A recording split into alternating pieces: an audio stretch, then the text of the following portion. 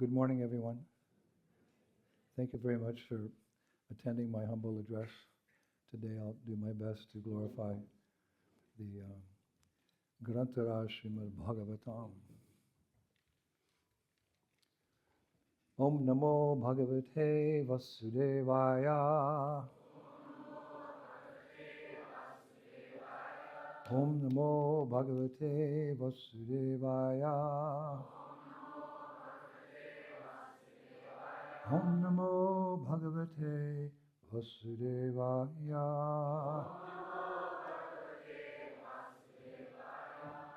So today I got the freedom to choose a verse.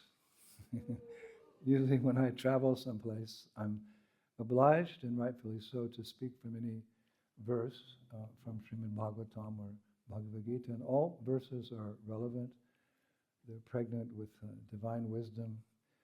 Just one sentence, one word, one syllable of Bhagavatam is glorious. But I sat down and I thought I would speak from Srimad Bhagavatam, 9th canto, chapter 24, verse 65. I'm just going to quote the verse because we don't have a lot of time. Yasya nanam makara kundala chauru karna barjat kapola su bhagam sa vilasha hosham nityot shavam na tatripur dirshabhi pi bhantyo naryo narascha mudita kupita nimeshcha. Translation. Krishna's face is decorated with ornaments such as earrings resembling sharks. His ears are beautiful, his cheeks brilliant, and his smiling attractive to everyone. Whoever sees Lord Krishna sees a festival. Whoever sees Lord Krishna sees a festival. His face and body are fully satisfying for everyone to see. But the devotees are angry at the Creator for the disturbance caused by the momentary blinking of their eyes. Omagyan timidandasya ginangana shalakaya chaksulmilitam jena tasmai sri gurave namaha. Sri Chaitanya manobishtam shtapitam jena bhutale swayam rupa kadamayam dadanti svapadantikam. Jai Shri Krishna Chaitanya Prabhu Nityananda Siddhaita Gadadhar Srivasari Gaur Bhaktivinoda Hare Krishna Krishna Krishna Hare Hare Hare Rama. So I have the great privilege, and I'm very honored to again be able to speak, and I've chosen this specific verse this morning as me or myself and my team of festival producers have come to the UK to actually explore the possibilities of bringing our festival program to the United Kingdom in September 2026.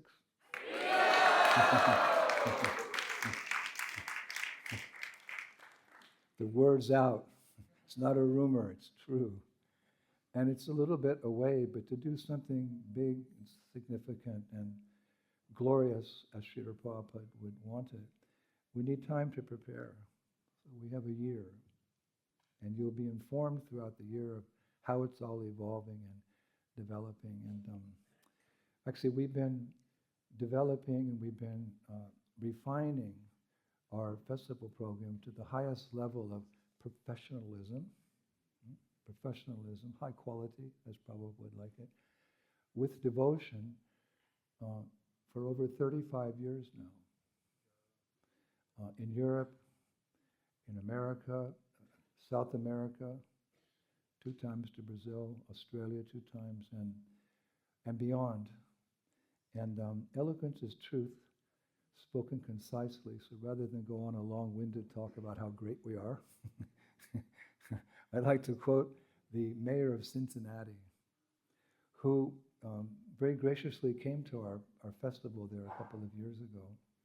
And after the festival, he asked to speak to me. I said, of course, I'll speak to the mayor. And he came and he said, Swamiji, your show is on the level of Broadway. And I went, really? He said, yeah, because he attended Broadway often. Then he paused and he said, but it's better.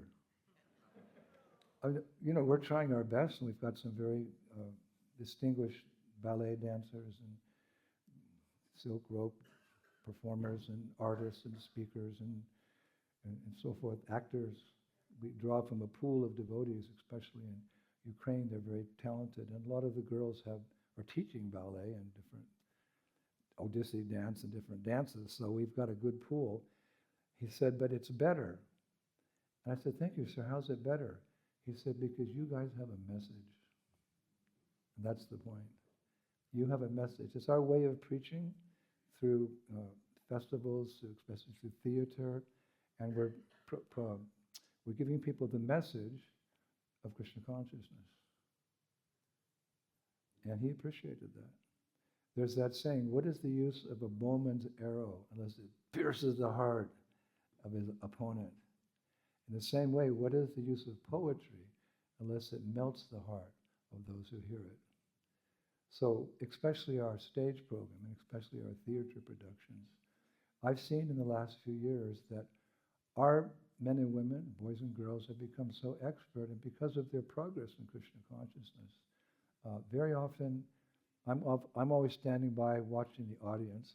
That's my greatest pleasure. And many times they cry. Many times they cry. This lotus flower has been closed. Their Krishna consciousness has been closed for millions of births. They see a play about Krishna, about Chaitanya Mahaprabhu starts to open. There's nothing more satisfying than seeing them actually cry tears. I mentioned it the other day. We did a festival. It was called Krishna in Vrindavan. It was a puppet show, but it was for the children, but also for the adults. The puppets were very expertly made and very wonderful production. And afterwards, the play finished, boom, and there was silence in the audience. People were like stunned. And one little girl, I found out later, she was 7 years old. She stood up, and she was sitting on the lap of her mother. She stood up on the lap of her mother, and she said very loudly, "Mommy, I want Krishna!" And my heart melted. I never forget it. And sometimes, when you're developing these programs, there's so much organization and traveling and this and that and obstacles, and I just remember, "Mommy, I want Krishna." And I get the strength to carry on. So Bibi Govinda Maharaj, he calls our program the greatest show on earth. if only because of the message. I want to develop it to the level, I'm not exaggerating, to Cirque du Soleil. Have any of you been to Cirque du Soleil? I've been. You can raise your hands. Okay. To see how they do. Fantastic production. Many, even sometimes 100 of performers. And that's because Prabhupada always, he said, my only fault, quote unquote, is I wanted to do everything big. So big presentation, big book distribution. We have our Bhadra campaign. Big, or let us say, very beautiful, devotional deity worship. Big farms that become actually self-sufficient. Big gurukuls where we train future generations of devotees. This was Prabhupada's vision. So we've taken on this service. Prabhupada often talked about how he wanted to take the world over by culture. I heard him say it one time, take the world over by culture. I thought you'd take the world over by revolutions and war. It never works. We have the best culture. We have the original culture. Our culture is not Indian, by the way. We call our festival Festival of India, but it's really the festival of the spiritual world. Krishna appeared personally, Swami Bhagavan in India, and his various expansions, the Das avatars, because Bharat is a special place. It's described in Chaitanya Charitamrita as the most highest place in the universe. So Krishna appears there, but the pastimes and the culture that he's presenting is really even beyond Vaikuntha, which is the official kingdom of God. Vrindavan is the playground of God, where one can, if qualified and by mercy, have a very loving relationship with Krishna. So This is the culture that we're spreading, the culture of the spiritual world. Therefore, I find that it's attractive all over the world. People from all ways of life and different situations and different languages, they're all drawn to the universal message of Bhagavad Gita. In the Gita, Krishna says he's the seed-giving father of all living entities. And George Harrison, who purchased this place, it's proper to speak about him and thank him. He said, in the same light, everyone's a devotee of Krishna. Some know it, and some don't. So we're not sharing some national culture. We're sharing the universal culture of the spiritual world, which really you could say is the peace formula. Our movement's very can solve the problems of modern society. It actually can. Peace will only be achieved when we see what we have in common, not fighting over our differences. And our languages are not in common. The color of our skin is not in common. Our birthplace not in common. What is in common? We're all Krishna's parts and parcels. If he's the Supreme Father from whom everything is coming, and all living entities are created, we're all brothers and sisters. That's the peace formula. So we have a very important role to play, and it will become more apparent as time goes on, as the world gets worse, and our devotees become more pure, because purity is the force. Then we'll see amazing things in future generations. But we're just the pioneers right now, and we're trying to take up what Prabhupada called a cultural conquest. Now, I became inspired in this cultural conquest through the arts, through festivals, actually in the very beginning of my career. Can you call it a career? Okay. My career in Krishna consciousness. It came in the form of my initiation lecture, my initiation letter, which Srila Prabhupada sent to my temple president, December 10th, 1971. That's the day that Prabhupada accepted me and many other of my illustrious godbrothers and godsisters in Detroit. So in that letter, listen to this. Prabhupada wrote to the temple president, "Please accept my blessings. I beg to acknowledge receipt of your letter dated November 22nd, 1971, along with beads and letters from several devotees at the Detroit temple. I am very glad to accept these students as my duly initiated disciples, and their names should be as follows." That's my birthday. Spiritual birth. Brian Tibbetts, Indradyumna Das. Eileen Tibbetts, my former wife, Kripa Mai, and Heidi Paiva, Hari Shakti Dasi. They're all very nice boys and girls, Prabhupada wrote, and I have very much appreciated their attitudes of devotion and surrender as displayed in their letters to me. I have replied them under separate cover. I very much approve of your festival plan throughout the cities, colleges of your state. Actually, this roving Sankirtan and college program is the most appropriate plan for spreading Krishna consciousness and preaching. I have just received a letter from Rupanuga of a very large festival he is planning for Central Park in New York. His conjecture is very nice, and I want that. I want that as many festivals as you can do should be held in every city of the world. Wow, that's my initiation letter. Like, hello, what am I supposed to do? Like, whoa. I'm always thankful to Krishna that I have somehow got so many wonderful boys like yourself to assist me in this way. Now it is practically in your hands to finish and push on what I have started. I am now getting all respect and honor, so now you must preserve that standard and not dishonor me. Thank you very much for helping me. I hope this finds you in good health and cheerful mood. Your ever-wisher, A.C. Bhaktivedanta Swami Srila Prabhupada. So Prabhupada was ingenious in his way and strategy of spreading the movement. All the departments, all the programs, all the various activities of preaching are essential. It's like this harmonium. It's a beautiful harmonium. it's all made of many parts. If you take one part out, the other parts won't work. So any service one is doing in this movement should always be considered significant. We have our bold preachers traveling the world. We have temple managers. We have mothers with babies. We have fathers doing business. It's all part of the greater scheme of Krishna consciousness. It's all very important. And to inspire us, it's kind of interesting. Prabhupada would travel, and when he was in, let us say, Los Angeles, he would say, this deity worship, this is our most important activity. Then he'd go to Dallas, we had a school. This Gurukul, this is our most important service. And then he'd go to New York, this book distribution, and then he'd come to, Europe. This farm commission, he was so intelligent. Everyone thought, I'm doing the most important. And you are. But I inherited this service, for better or worse. And we're trying to make it as successful as we can. And we're going to bring it here. You're already successful in your festival programs. I've seen there's a festival group, not a big group, but they're doing amazing seva. And of course you have your Maha Mahotsava festivals, Janmashtami, Radhastami, etc. Our festival approach is for the people.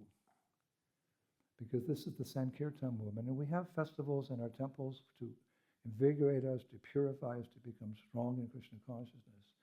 But the festivals that we're offering, if you accept us, here in the UK is for the people, by the people, of the people. It's the preamble of the Constitution in America. But it's for the people. So if you come to one of our festivals, you won't see us.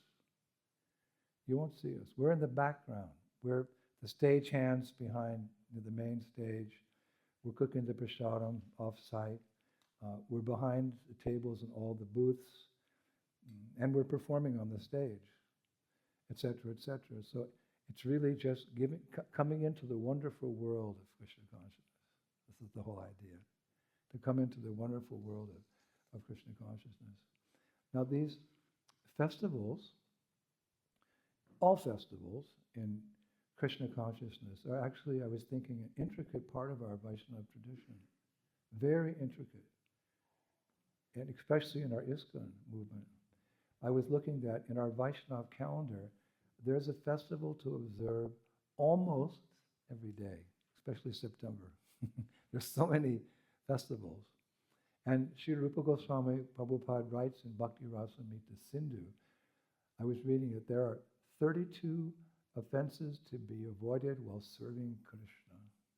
And the second one out of 32 offenses to be avoided in our practice of Krishna consciousness is, one should not fail to observe the various festivals for the pleasure of the Supreme Personality of Godhead, such as Janmashtami and Rath Yatra. There's a warning. Don't miss the opportunity. He says, do not fail to observe various festivals. And in another light, another way of saying that is Bhaktivinoda Thakur. In his writings, he said, festivals like Janmashtami and Ekadasi are mothers of devotion for devotees who properly respect them. So from both sides, we're getting that impression. And Bhaktivinoda Thakur also writes, furthermore, in Harinam Chintamani, verses 83 and 84. One should observe Ekadasis, the appearance days of the Lord, and all important festivals. Why, he writes, this endeavor will bring good fortune. One should spend the entire festival day and night chanting and singing the glories of the Lord in the association of saintly devotees. We have to up the standard, right? Prabhupada saying the entire day and night. Some devotees do that on Ekadasi, but one day we'll be so fired up at our festivals, we'll continue chanting and dancing the whole night. And also in Rasikananda. Rasikananda is you could say like the original second generation of devotees after Mahaprabhu. Rasikananda's, in his book, Sri Shyamananda Shataka, chapter 8, verse 62.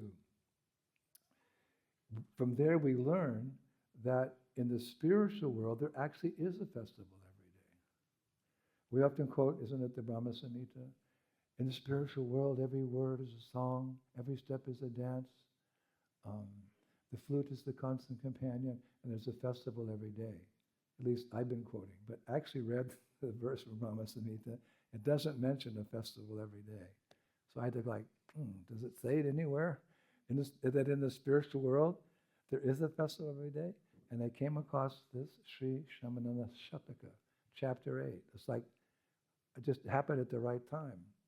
And here he writes, Sri Rashikananda, Vrindavan is where every word is a nectar festival of song.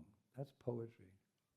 In Vrindavan, every word is a nectar festival of song, where all walking is dancing, where effulgence is full of transcendental bliss, where love is spiritual and sublime, where all water is nectar, where the ground is paved with Chintamani jewels, where the trees bear new sprouts made of coral, leaves of sapphires, buds of pearls, sumana flowers of diamonds, and where there are many kinds of fruit made of rubies.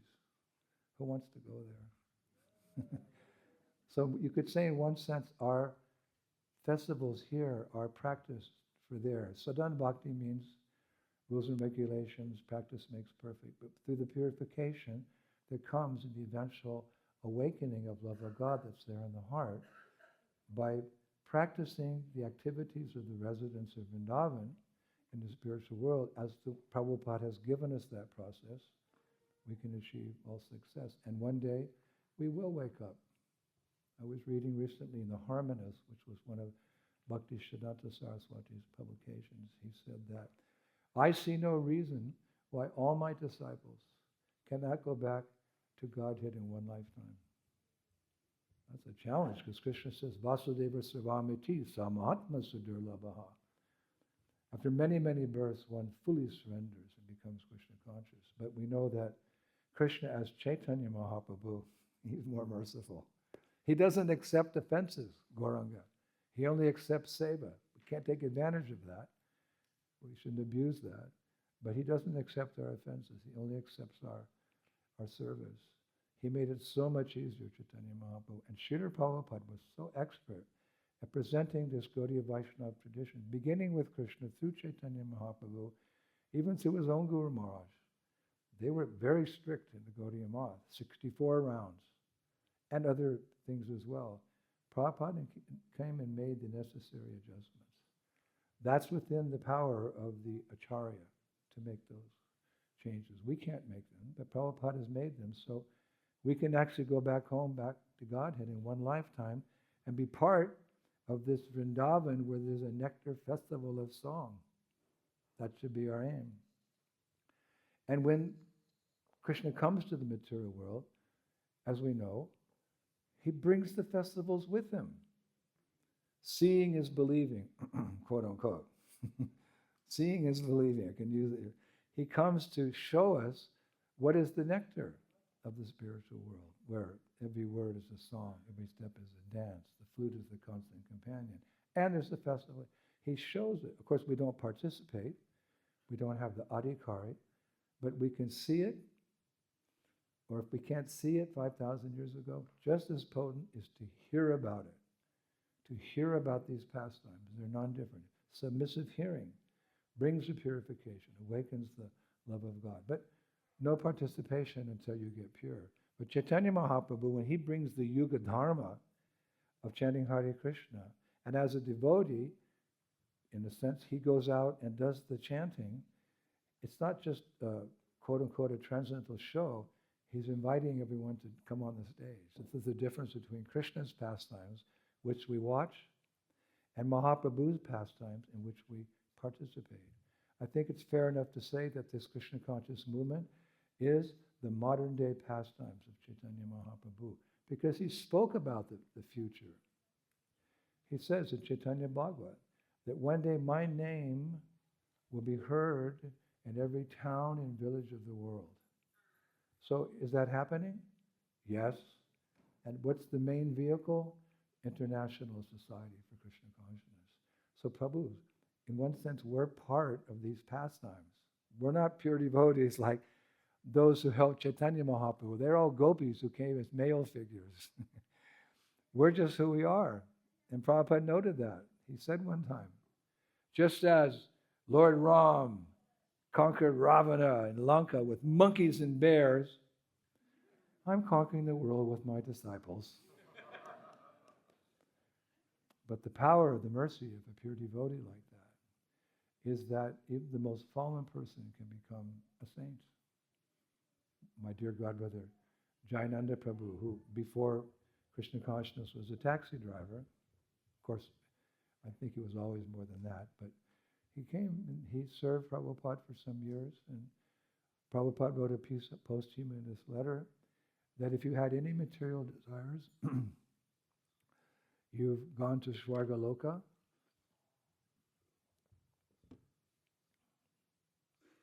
and from there you can promote yourself to Vaikuntha. But I say, because at the moment of your death, you heard the chanting. He didn't say he was chanting. Sometimes when death is very traumatic, you can't speak. Because you heard the chanting, I say, you've gone to Krishna Loka. Jayananda Prabhu, give him a... And what chanting was he hearing? A tape recorder of Prabhupada playing, because all the devotees had gone to Mangalarti. Tape recorder. So how powerful is that? The vibration of a pure devotee, even recorded, is as powerful as when he was present. So we should hear Prabhupada's lectures. And we should hear Prabhupada's bhajans. Kali Kali Nam Murupa Krishna Avatar. In the age of Kali, the incarnation of Krishna is the holy name. It's all powerful. And we should hear the holy name, especially from the lips of a pure devotee. Prabhupada said on several occasions that to hear the chanting from the lips of a pure devotee has a special effect. So I remember when we first joined the movement in the early 70s, the temples were always resounding with Prabhupada's bhajans. Bandeham Sri Guru Sri Yuta Parakamalam. I can still feel my heart fluttering when you're a new devotee. You go to sleep, and they'd even play in Detroit, they were playing the bhajans at night and in the morning. And you come back from Sankirtan, you're tired. And then, what was invigorating was Prabhupada's voice. So we all have our favorite kirtaniers, and they're pure in heart and they're expert. But Srila Prabhupada's very special. So I would encourage you to play Prabhupada's bhajans in your homes. I went to a home yesterday where the Prabhupada was chanting japa. I could hear it throughout the whole house. It was soft, it was subtle, but it was there. It was very nice. So when the Lord comes, he brings the festivals with him as a means to awaken our Krishna consciousness. It's like the spiritual world comes into the material world through this festive atmosphere of Vrindavan. And I was thinking there's actually a verse like that in the Bible. It's Matthew 6:9. It's known as the Lord's Prayer. Our Father, who art in heaven, hallowed be thy name. It means sacred be your name. Thy kingdom come, thy will be done on earth as it is in heaven. It's a little poetic way. Your kingdom, thy will be done on earth as it is in heaven. This child's a little disturbing, Manaji. Yeah, I can't concentrate. So we see through the activities of Krishna when he was here, he gave us a vision of the spiritual world. How? He showed us what the festivals were like. So 5,000 years ago, Krishna's pastimes while on this earth allowed us to see the festive nature of Goloka Vrindavan, and just to hear about it, we get inspired. Now, Krishna Bardam Twisha Krishnam Shango Bhanga Shapashadam Yagnai Sankirtan Prayar Vijantihi Shu Medashaha. That verse is a very important verse in Srimad Bhagavatam, 11th canto. It actually describes the incarnation of the Lord in the Kali Yuga. Although he's Tri Yuga avatar, it means that he only comes in 3 ages, because in Kali Yuga, why come? Everyone's so fallen. But he comes not as God, he comes as a devotee of the Lord. So that verse mentions that same person who was bluish black like a monsoon cloud 5,000 years ago, who appeared in Dvara Yuga. He's come again as a devotee in a golden form. And he can be recognized. How will I recognize him? Because he's surrounded by devotees singing his sweet holy names. So that's Lord Chaitanya. So Lord Chaitanya also came with festivals, big ones and small ones. It's okay. Nice things come in small packages.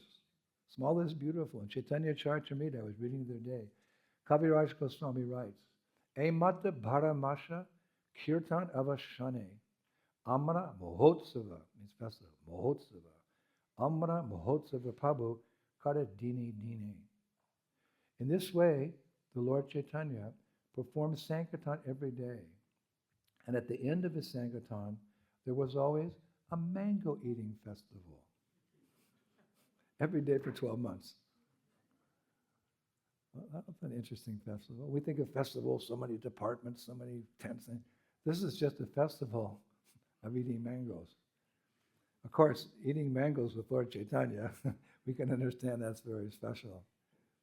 But he also participated in big Maha Mahotsava festivals, because what was most dear to him was that festival of Ratha Yatra, where Jagannath came out and gave his darshan to all the people who may not come to the temple. And Mahaprabhu, what was his mood? He came to deliver Patit Pavana, Namo Mahabhadanaya, Krishna Prem Padayate, Krishna Krishna Chaitanya Namne Gautishve Namaha. Rupa Goswami noted this at their first meeting in Ramkeli, that he saw Mahaprabhu for the very first time. This shloka came from his heart, off his tongue. Who is this? Who are you? You're Krishna coming as the golden avatar to distribute love of God. And what kind of love of God? Braj Bhakti. Not just the official love of God in Vaikuntha, the official kingdom of God, but the intimate, loving sentiments that are experienced by the Brajbasis. You brought that. No one knew about it before. Madhavendra Puri spoke about it, but you're explaining everything. And who are you giving it to? The fallen people of Kali Yuga. What is this? This is amazing. So Mahaprabhu, he would participate in the Ratha Yatra to inspire his devotees. Of course, he had a secondary reason, or you could say it's the first reason, to experience the love of Srimati Radharani that she has for him as Krishna, but that's another lecture. But those Ratha Yatras, they were big time. Mahaprabhu. And through the writings of Srila Rupa Goswami Prabhupada and other acharyas of the time, we learned that Lord Chaitanya's festivals were always on the highest level, highest stage of love of God. We hear some, because not everything was recorded. We wish that it was so, but we have Chaitanya Bhagavat, Chaitanya Charitamrita, and other books written by associates, either directly involved or after a short time after the departure. But the effect, especially of the festivals, because you could consider Lord Chaitanya going out in Nadia and starting the Sankirtan movement with a group of devotees chanting through all towns and villages. It's also a festival. Festival means singing, dancing, little katha, some mango at the end. Everything Mahaprabhu did was like a festival. So therefore, when he departed this world, his devotees could not bear his absence and the absence of his festivals. Actually, when Mahaprabhu left, it took about 45 or 50 years for anyone to even pick up a mridanga or kartals. They were so devastated. Even having not met him, but just hearing about him from his pure devotee associates. When Mahaprabhu left, everyone was in such despair. They were in shock, and they couldn't get it together.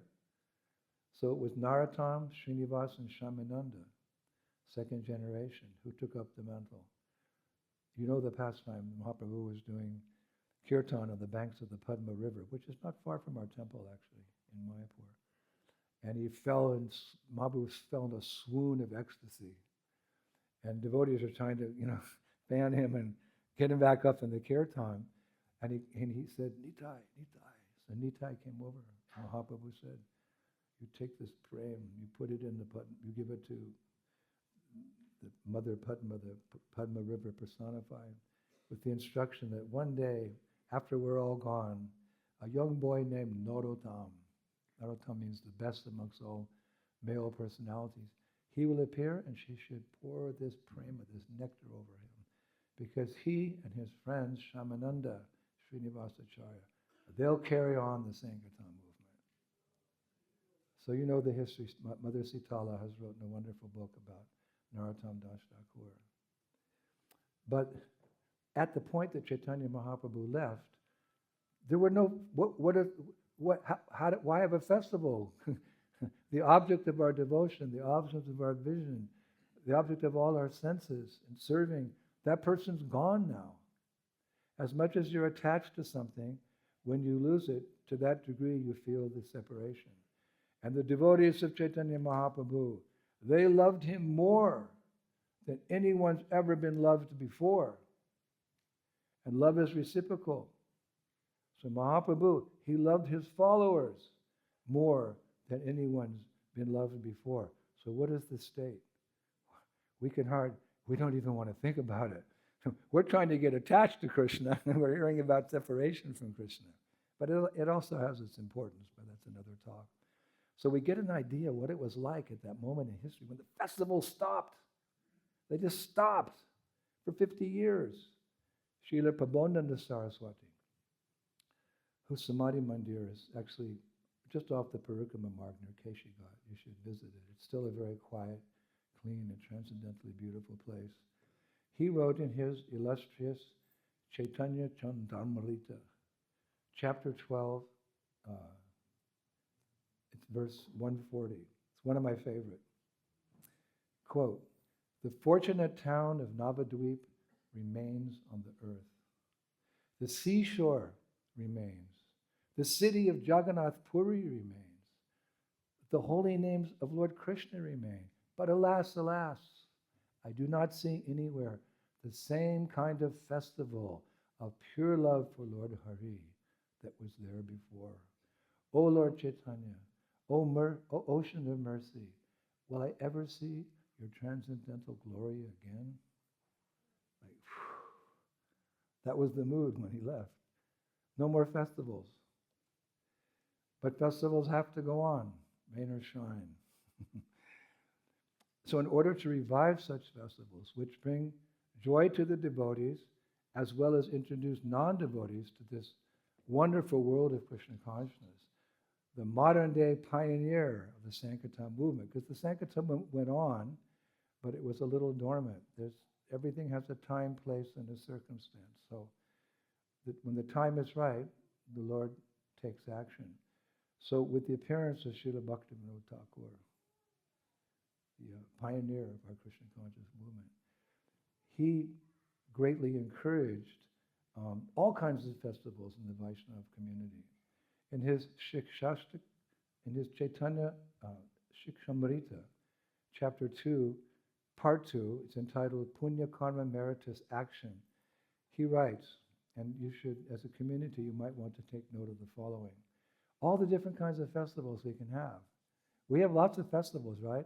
It's like Prabhupada said one time, if I revealed to you how many material desires you have in your heart, you'd faint. And if he introduced to us all the rules and all the regulations we had to follow, there'd be a few people sitting in this room. He's so kind. But here, Bhaktivinoda Thakur, because we're on the subject of festivals, he reveals so many kinds of festivals. I was amazed when I read it. Here it is from Chaitanya Shikshamrita. He writes, festivals are of three types. Those centered on deity worship, those centered on family affairs, and those for public rejoicing. I love that. Public rejoicing. That's what ISKCON's doing. Public rejoicing. Deity festivals are often observed, and without doubt they generate piety, as they include a great gathering of people, feasting, musical performances, shows, food distribution to the needy, and giving gifts to the learned. If a person is capable of holding such festivals, but avoids to do so, he's an offender. Especially when these festivals are permeated with devotion to the Lord, they must not be avoided. There are many family occasions for festivals, like birthdays. Here's permission. Who cares about taking birth in this material world? But if you take birth in this material world and you use that birth to become a Vaishnava or Vaishnavi, then your birth is glorious. Celebrate. But in Vedic culture, celebration your birthday means you give in charity. You give the gifts out to your loved ones. They may or may not give you gifts, but to develop a sense of kind of austerity, detachment from this world of birth and death, and to get the mercy of how do you do in Vaishnavas, you may give some charity on your birth, but birthdays can be celebrated, but in that mood, not happy birthday to. What's happy about this world?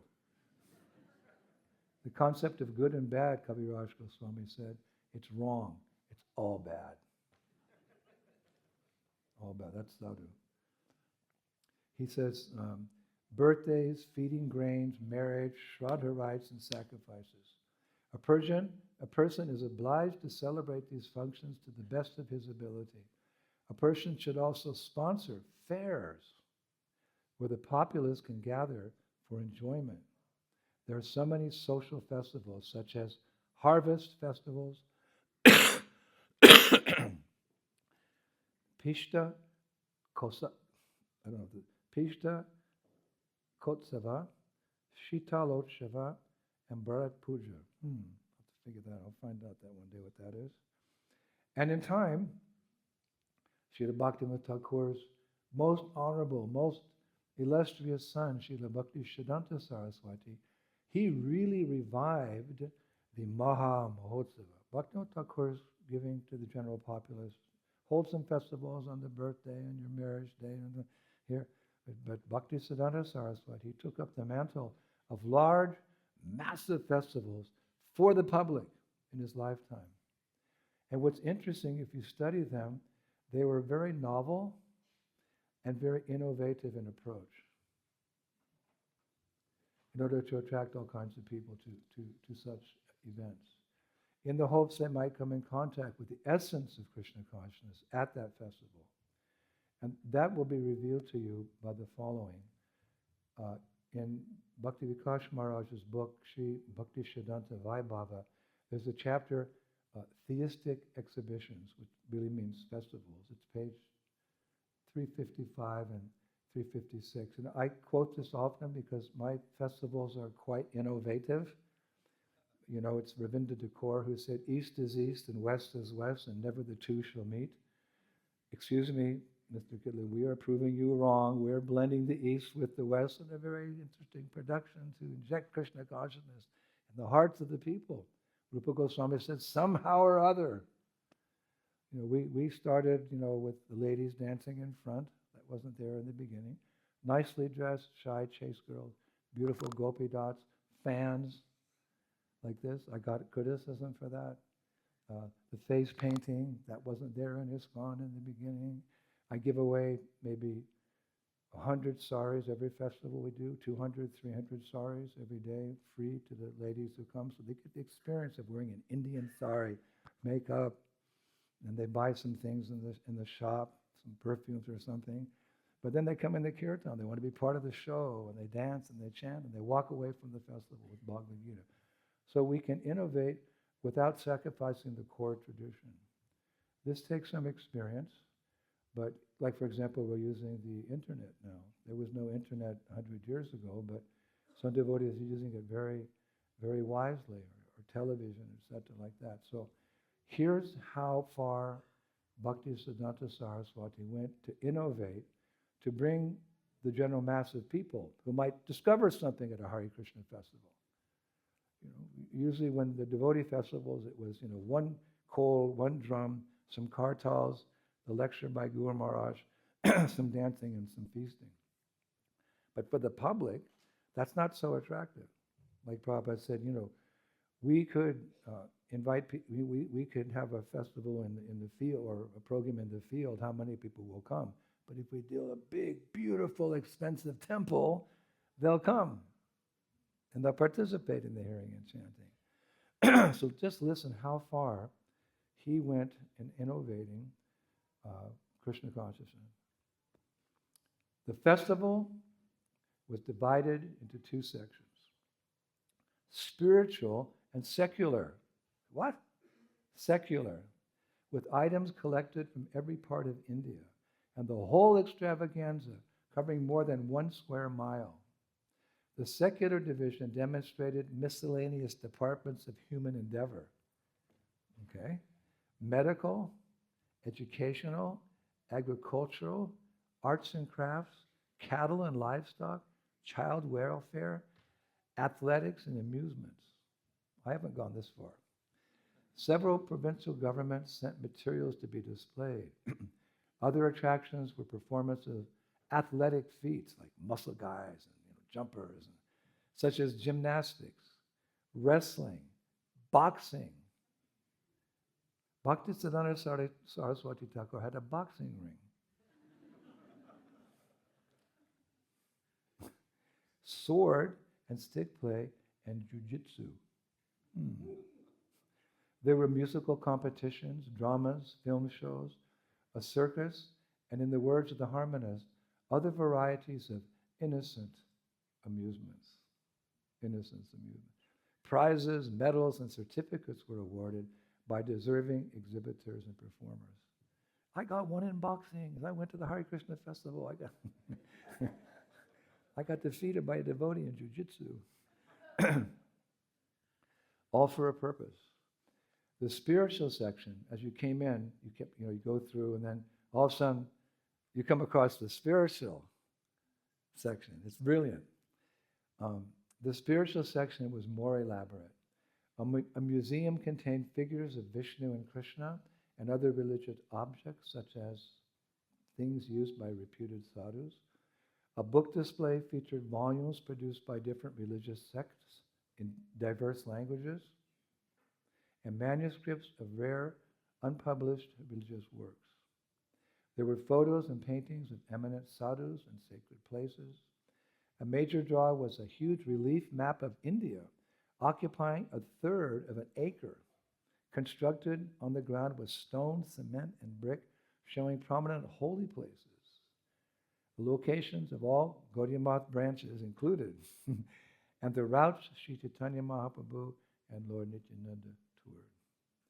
Dramas in over 50 stalls depicted manifold religious performances about India, with emphasis on Lord Chaitanya's teachings. The practice of pure Vaishnavas, pseudo-Vaishnavas, and other religious sects were illustrated by life-size dolls, set against backgrounds of appropriate painted scenes, many representing incidents in the pastimes of Lord Chaitanya. I thought that was interesting. Other religious groups were invited, even, not necessarily theistic, because their people would come and they'd hear the superior message of Chaitanya Mahaprabhu. Brilliant. Another novelty for numerous visitors, coming in the tens of thousands, was the brilliant illumination of the entire grounds by something that was recently discovered: electricity in India. Srila Bhaktisiddhanta Saraswati Thakur ki. So in relation to festivals in general, he once said, and I read it in the Harmonist, "We conduct festivals in the Math to give all people an opportunity to associate with devotees, destroy their attachment to household life, display compassion for all living entities, develop a taste for chanting the holy name, and serve Hari Guru and Vaishnavas. The main purpose for the Math's holding festivals, reciting Srimad Bhagavatam, and discussing Harikatha was simply to awake the soul's constitutional propensity to serve our beloved Krishna." Wow. So following in his footsteps, his most beloved son, our Srila Prabhupada, he imbibed the same mood, like father, like son. And you know the pastime of Prabhupada, he was only 5. He started organizing festivals. The Rath Yatra festival. He wanted a Rath cart, but his father, Gaur Mohan Dey, said, "We don't have the money for that." And Prabhupada began to cry. The little boy started to cry. And a passing Bengali woman, she said, "Why is the boy crying?" And Gormohan Desi, he wants a Rath Yatra card. She said, "I have one." A little boy, "You have one?" Yes. And she gave it to our Prabhupada, and Prabhupada enlisted the help of the neighborhood children. He's a 5, 6-year-old boy. He organized, even organized all the mothers. And they held an 8-day festival for young and old. And this festival he continued throughout his boyhood. And Prabhupada was very determined both to glorify Lord Jagannath by having Rath Yatra and for the purpose of giving out mercy. Where's the mercy? The devotees are there, but the general public, they may not even understand what this festival is. But Srila Bhaktisiddhanta Saraswati Thakur, he said something really interesting at one Rath Yatra in the 1930s. He said, "Rate cha vamanam drishtva purna janma navidyate." Rate cha vamanam drishtva purna janma navidyate. Simply by seeing the Lord on the chariot, simply by seeing the Lord in the chariot, one makes advancement for stopping the repetition of birth and death. Chandala, some fallen sinful person, a Jagai Maharaj, just to see Jagannath on the chariot, one makes progress for overcoming samsara. How it's so? That's something very deep and very mysterious. Actually, Nectar Devotion, there's a part of Nectar Devotion where Rupa Goswami writes that if the Rath Yatra cart is passing by and a Chandala, out of some sentiment of respect, he's not a Brahmin, he's not a Vaishya, he's not even a Chandala, just out of respect, Rupa Goswami said he's to be considered an eternal associate of Lord Vishnu. And bear in mind to think that the glories of chanting Hare Krishna, of which this whole movement's like a Brihat Mridanga, is exaggerating, is an offense. When we hear these statements, "Oh, really? Chandala?" Yeah, he'll become. Once the seed is planted and it's watered, it's bound to grow. So the seed is there already in the heart. Pure love of God is already there in the heart. It's not something you have to go and buy or find or search for. Love of God is there in the heart. It just has to be watered. And a seed can sit on the shelves of some store for months or years. But the farmer comes, he takes the seed and he waters it, then it grows. So what's the watering process? Shravanam, Kirtanam, Vishnu, Shmarnam, Padasevanam, Archanam, Bandam, Dasyam, Sakyam, Atmanivedanam. Beginning with hearing and chanting. So the Chandala stands up. "Oh, hello, sir." This movement is just a movement of mercy. So of course Prabhupada went on to spread the Rath Yatra all over the world. Now, it's a yearly occurrence in many countries. And then, well, big and small, Prabhupada, when he first came to the West, right, he had this great idea, 26 2nd Avenue, to put on the Sunday Love Feast. Sunday Love. There's no Sunday Love Feast mentioned in the Rig Veda, Atharva Veda, in the Upanishads. No, there's no Sunday Love Feast. But again, Prabhupada was that's why he is the chosen son. No love feast, but it was Prabhupada's innovation. It's still going on to this very day. And many people have been introduced to that simple festival. Many of you are sitting here because you came to the Sunday. You may have come to the Sunday Love Feast to eat. But by taking that prasadam, Cheto Darpanam Arjanam. Srila Prabhupada wrote to my dear godbrother Tamal Krishna Goswami on August 8th, 1973, "Observe as many festivals as possible. That will keep both the public and devotees alive." Wow. What is life? Life is preaching. Observe as many festivals as possible. That will keep both the public and devotees alive. Festivals mean chanting, dancing, and the distribution of prasadam. So my team, my humble team, we're about 25, maybe 30. A small management team has come. We want to help all of you in this tradition of festivals.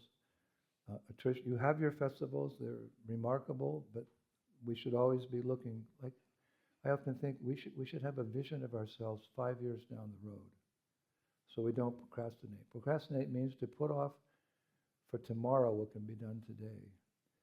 So we may think we have so long, but you never know how long you have in this world. We shouldn't procrastinate. So we should have a vision of what I want to be in 5 years. I'm at where I am now. I'm safe and secure, but I'm not back home, back to God. The race isn't over till it's over. I have a vision, what I want to be in 5 years, what I want to be in 10 years, what I want to be when, like I'm 76. So it would have been better when I joined the movement at 19, to have these goals in mind. When I'm 20, 25, when I'm 40, you can think like, what, and then you have a goal and you have the means to achieve that goal. You have something fixed in your mind.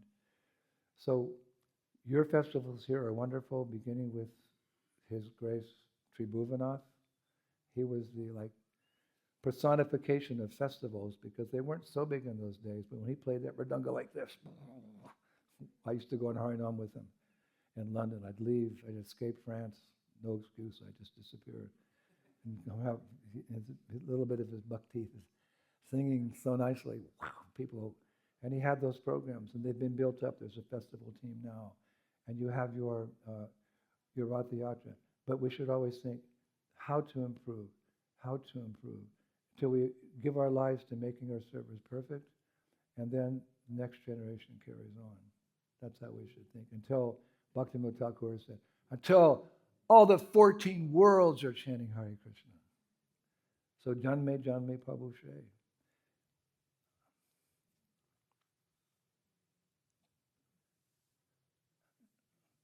He is my master birth after birth. We can serve Prabhupada until all his desires are fulfilled. We want to go back to the spiritual world and serve there, but we shouldn't ask for another service until the services that have been given to us are accomplished. That's proper etiquette. If you're master, if you're temple president, if you're whatever, they give you an assignment and then you come, you didn't finish it. What's the next assignment? Did you do the first? No, then go back.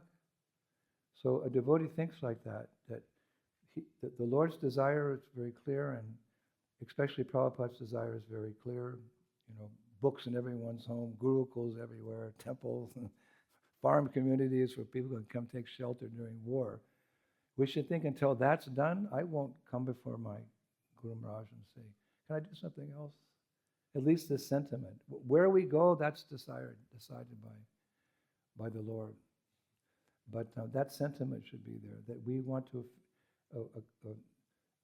fulfill these desires. So festivals here, you've been doing really well, but we're coming to serve you to help bring it up a notch. With the understanding that these festivals are the most important thing. No. You can see that, you can sense that in that, the great saint Narada Muni, when he saw the fallen condition of Kali Yuga by Gyan and Vairagya personified, lamenting on the ground, he came across them and he said, why are you lamenting? They couldn't, people were no longer interested in renunciation or acquiring transcendental knowledge. So it's in the Padma Purana. Narada Muni said to the mother of Gyan and Vairagya, Bhakti. O Bhakti Devi, there is no age like Kali, because you will be established in every house and in every heart. Hear my vow, if I do not preach your message, subdue all other religions, and make devotional festivals prominent, then I shall not be considered a servant of Lord Hari. In Kali Yuga, those people who follow you, even if they are sinful, will attain Lord Krishna's abode without fear. So how's he going to do it? by devotional festivals. Narada Muni is like the patron saint. We think of him in our Polish festival tour for so many years. He's like our, in Christianity, you have these saints you call out to, Saint Christopher, make me safe when I travel. So we have a picture of Narada Muni on our altar, the patron saint, because he just go back and forth, he didn't stop, back and forth from the material of the spiritual, giving reports like this, the festivals, so we need his mercy, especially from this verse. O Bhakti Devi, there's no age like Kali, because you will be established in every house and in every heart. Really? Hear my vow. If I do not preach your message, subdue all other religions, and make devotional festivals prominent, then I shall not consider myself a servant of Lord Hari. In Kali Yuga, those people who follow you, Bhakti Devi, even if they are sinful, will attain Lord Krishna's abode without fear. What a privilege we have to carry on the work of Chaitanya Mahaprabhu, Nitai, the Panchatattva, and all those great acharyas who have appeared in different generations, 5 generations.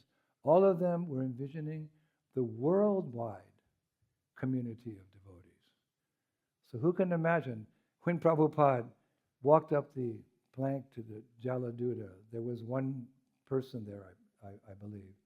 I think that 33 million demigods were there watching, because they're all devotees of Krishna, and they know Krishna's desire that the Sankirtan movement would go to every town and village, and that's when it's happening. Prabhupada's going on the Jaladuta, he's going to the west. Finally, the play, the curtain's open. Da-da-da-da. We waited 500 years. Now the curtain, Govindam, Adi, Prabhupada going. And we're part of that. We're part of that prediction. We're the monkeys and bears. We're part of it. We just swept up in this tsunami of Prabhupada's desire and vision how to spread the movement in this way. Somehow we're all caught up. We're blessed. We are blessed to be part of the Sankirtan movement.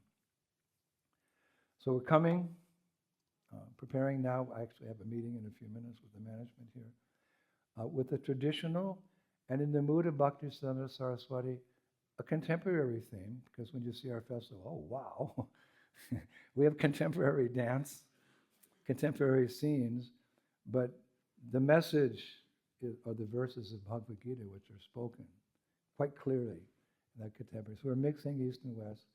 We're coming with a blade of grass between our teeth, begging all of you for the privilege to add to your many Jaya Patakas. We have our Jaya Pataka, but Jaya Pataka actually means the victory flag. You have planted many victory flags. Just this building we're in now, the Saveli, the temple, the cow. When I came in, early 70s, there was nothing, and now against so much opposition, you've persevered. Soho Street, and Namhata, and, BBT. So many victory flags. We want to add one more flag like that. When you go to Nepal, you'll see they have these lots of flags they put up at holy places, which demonstrate the many victories they've had. So we want to add that to you with our greatest show on earth. And we want to improve while we're here, to touch the hearts of the Londoners, the Birminghamers, the Bristolers, whatever. It's a great effort because conditioned souls are not easily convinced about Krishna consciousness. Those of you who are preachers, you know that. It's not easy. It's not easy. Even if you put on a great festival. So you have to put on a really, really great festival. There's a verse like that in Chaitanya Bhagavat, Madhya Kanda. My favorite part. Madhya Kanda. 1:164. Ye Krishnara Mahotave, Brahmari Vivala, Taha Chari Nritya Kiti Kare Amangala. Bengali is like. Even the demigods headed by Brahma are overwhelmed by Krishna's festivals. Yet people give up such festivals to take pleasure in inauspicious dancing and singing. That's a good verse for Sankirtan devotee. You go out, sometimes you get depressed. No, I'm not interested. Get out of my way. Sometimes it happens. You put on a big festival and nobody comes. Like I think Prabhupada put a festival, was it Conway Hall, and just a few people came? Or was that in New York? I can't remember. There was 3 people. He gave a full lecture. But we want the masses to come. But Ye Krishnara Mahotsave Brahmadi Vibhala Ta Chadi Nritya Gite Kare Amagala. Even the demigods headed by Brahma are overwhelmed by a Krishna festival. Yet, people give up such festivals and go away and take pleasure in inauspicious dancing. What's that? The twist. Inauspicious dancing and singing. But we will persevere. And what will be the result? Hari Bhakti Vilas 8288. Bahudot Sharyate Harshad Vishnu Bhaktasya Nrityata Padbhayam Bhumer Disho Krityam Dobhyam Mamam Galam Deva. Listen to this. In a variety of ways, the inauspiciousness of the earth is destroyed by the feet. The inauspiciousness of the directions is destroyed by the eye glances. And the inauspiciousness of the heavens is destroyed by the arms of Vishnu Bhaktas dancing in joy.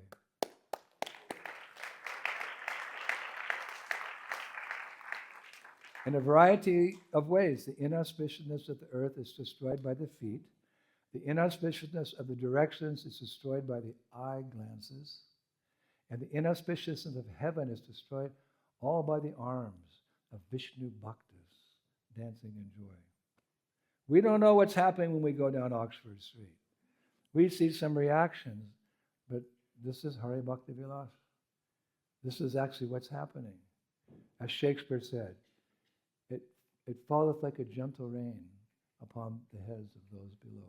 Mercy. They don't know. And in Bhakti Rasamrita Sindhu 1-2-220, Ya Karoti Mahi Pala Harer Gehe Mahotsavam Tasyapi Bhavati Nityam Hare Loke Mahotsava. 2 times. O King, anyone who arranges a festival for Lord Hari in their home will, in return, have an eternal festival arranged for them in Lord Hari's own abode. Just being with Krishna, that will be the festival. Govardhana Dharam Bande Gopalam Gopurupinam Gokulatsava Me Ishnam Govindam Gopika Priyam. I worship Gopal, the lifter of Govardhan Hill, who has the form of a cowherd boy. He is the festival of Gokul. He is the festival of Gokul and the supreme controller of all. He is Govinda, the lover of the gopis. Srila Prabhupada ki. She festivals all over the world ki. Coming to London, the UK next September ki. Go Premanande! Srila Prabhupada ki. Thank you very much. Hare Krishna.